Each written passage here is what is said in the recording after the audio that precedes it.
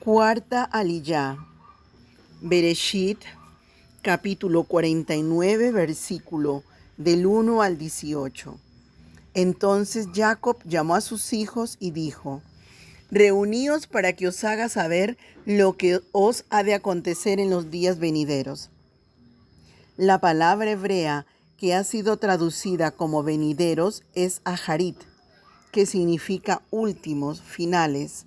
Jacob quiso revelarles el final de los tiempos, pero en ese momento la Ruach HaKodesh se retiró de él y comenzó a decir otras cosas. Cuenta lo siguiente un Midrash. Jacob quiso revelar a sus hijos el momento de la llegada del Mashiach. Supo que se mantendrían fieles a Hashem aun cuando supieran que el tiempo de la redención fuera lejano. Sin embargo, el Todopoderoso decidió que la fecha de la redención debía mantenerse en secreto de los hijos de Jacob, a causa de las generaciones futuras que no serían tan grandiosas como los hijos de Jacob. Las generaciones futuras desesperarían en el exilio si supieran que el momento destinado estuviera tan lejano. Sin embargo, en la bendición de Jacob encontramos mensajes proféticos que revelan el futuro de cada tribu, incluso hasta el momento de la venida del Mashiach.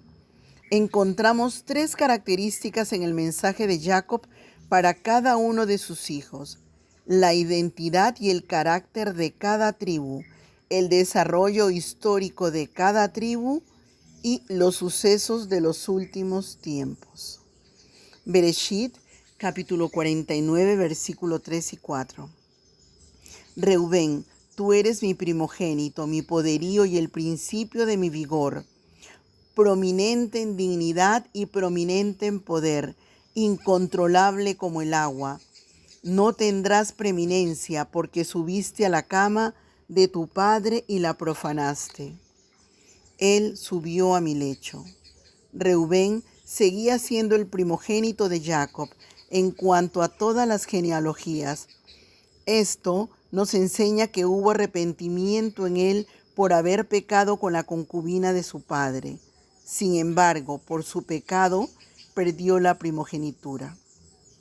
La doble porción de la herencia, el sacerdocio y la monarquía.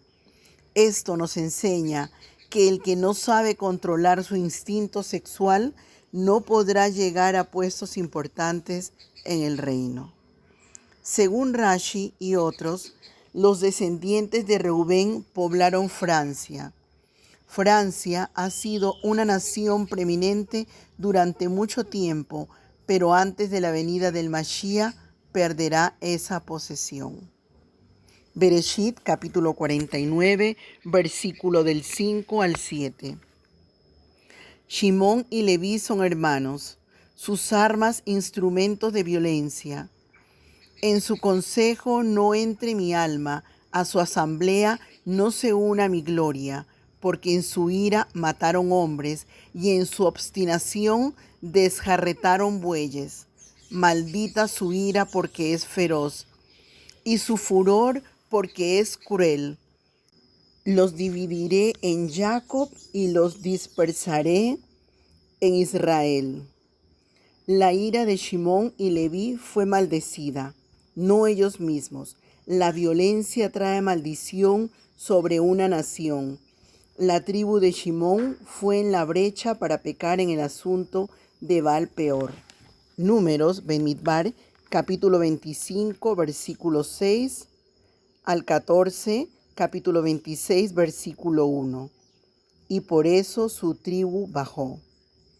Un 63% de 59.300 a 22.200 entre los censos que se encuentran en Números, Bemidbar, capítulo 1 y capítulo 26.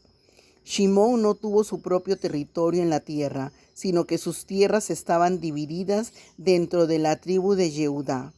Josué, Yehoshua, capítulo 19, versículo 1. Leví tampoco tuvo un territorio propio en la tierra, sino fue repartido en 48 ciudades por todo el país. Josué, Yahoshua, capítulo 18, versículo 7. Shimón llegó a ser una tribu pobre, pero entre ellos vendrían muchos escribas. Zacarías, Secaryá, capítulo 12, versículo 13. Bereshit, capítulo 49, versículo del 8 al 12. A ti, Yehudá, te alabarán tus hermanos, tu mano en la cerviz de tus enemigos, se inclinarán a ti los hijos de tu padre. Cachorro de león es Yehudá, de la presa, hijo mío, ha subido. Se agazapa, se echa como león o como leona, ¿quién lo despertará? El cetro no se apartará de Yehudá, ni la vara de gobernante de entre sus pies, hasta que venga Shiloh, y a él sea dada la obediencia de los pueblos. Él ata a la vid su pollino, y a la mejor cepa el hijo de su asna. Él lava en vino sus vestiduras, y en la sangre de las uvas su manto. Sus ojos están apagados por el vino, y sus dientes blancos por la leche. Existen varias palabras claves en esta profecía que aluden al Mashiach. Por ejemplo, a ti, hijo mío, ha subido, atando, vid, pollino, sus vestiduras, la sangre, vino. Todo esto habla de la primera aparición del Mashiach que vino de la tribu de Yehudá. La mano de Yehudá estaba en la cerviz de los enemigos por medio del rey David. Según segunda de Samuel, Shmuel Bet, capítulo 22, versículo 38 al 41. Perseguí a mis enemigos y los destruí, y no me volví hasta acabarlos. Los he consumido y los he destrozado, y no pudieron levantarse, cayeron debajo de mis pies. Pues tú me has ceñido con fuerza para la batalla, has subyugado debajo de mí a los que contra mí se levantaron. También has hecho que mis enemigos me vuelvan las espaldas, y destruí a los que me odiaban. Esta profecía se cumplió también con la primera aparición de Yeshua, cuando todos los malos espíritus fueron derrotados. Colosenses, Colosillín, capítulo 2, versículo 5. Y habiendo despojado a los poderes y autoridades, hizo de ellos un espectáculo público, triunfando sobre ellos por medio de él. La palabra de Jacob sobre Yehudá se cumplirá finalmente con la segunda venida de Yeshua, cuando todos los enemigos serán puestos debajo de sus pies. Primera de Corintios, Corintillín Aleph, capítulo 15, versículo 25. Pues el Mesías debe reinar hasta que haya puesto a todos sus enemigos debajo de sus pies. Se inclinarán a ti los hijos de tu padre. Se cumplió en los reyes David y Salomón, pero se cumplirá finalmente en la segunda venida de Yeshua. Cachorro de león es Yehudá, se echa como león. Yeshua es el león de Yehudá. Idgalut, Apocalipsis, capítulo 5, versículo 5. Entonces uno de los ancianos me dice: no llores, mira, el león de la tribu de Yehudá, la raíz de David, ha vencido para abrir el libro y sus 7 sellos. Y cierra con la descripción triunfante y gloriosa del que regresa a reinar con total soberanía sobre toda la humanidad, mostrando el detalle apocalíptico de su regreso como rey de Israel. Revelación, Apocalipsis, capítulo 19, versículo 12 al 16. Sus ojos eran como llama ardiente de fuego, y en su cabeza había muchas coronas reales, y tenía un nombre escrito que nadie conocía sino él mismo. Estaba usando una túnica que había sido empapada en sangre, y el nombre por el cual es llamado es Palabra de Yahweh. Los ejércitos del cielo, vestidos de lino finísimo, blanco y puro, le seguían en caballos blancos, y de su boca sale una espada afilada para herir con ella las naciones. Él las regirá con cetro de vino. Él es quien pise el lagar de donde fluye el vino de la ira furiosa de Yahweh, Elohim de los ejércitos del cielo. Y en su túnica y en su muslo tiene un nombre escrito: Rey de reyes y amo de señores. Bereshit, capítulo 49, versículo 13. Zebulún habitará a la orilla del mar, y él será puerto para naves, y su límite será hasta Sidón. El territorio de Zebulún no estaba al lado del mar. Josué, Yahoshua, capítulo 19, versículo 10 al 16. Parece que luego él se extendió hasta Sidón.